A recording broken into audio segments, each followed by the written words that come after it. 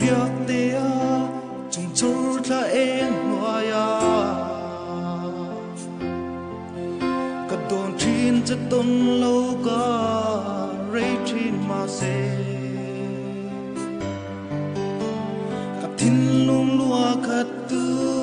chun nang nge hi lo ni sun ka ti boy te ka ngai ma che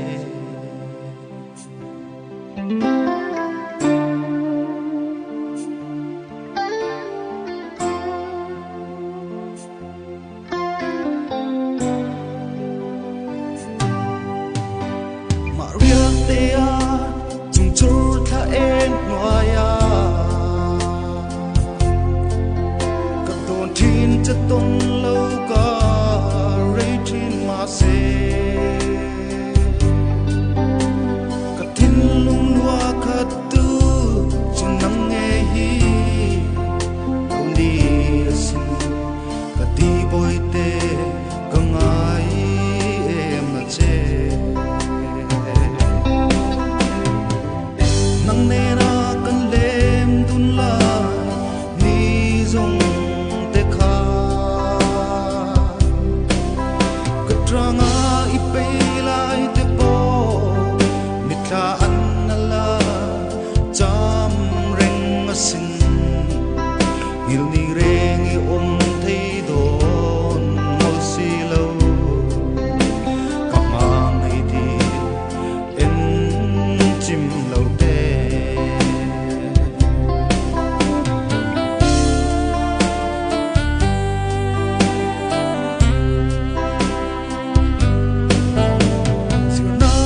sang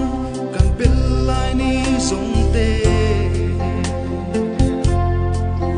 chen wal kim ne na kan lim ni song te po min thei hianin ka ring to lo boy te o kir kan wam dun hlui o eng ma reng a so lo ve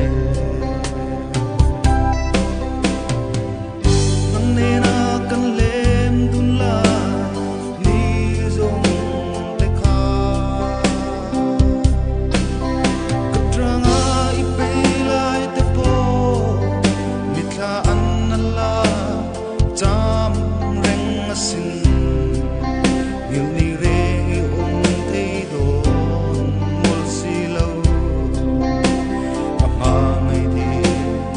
en chim lo te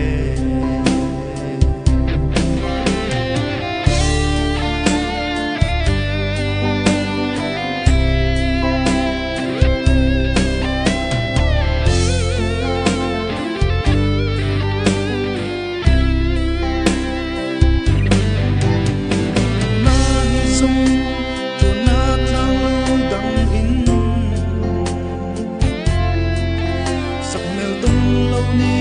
an lo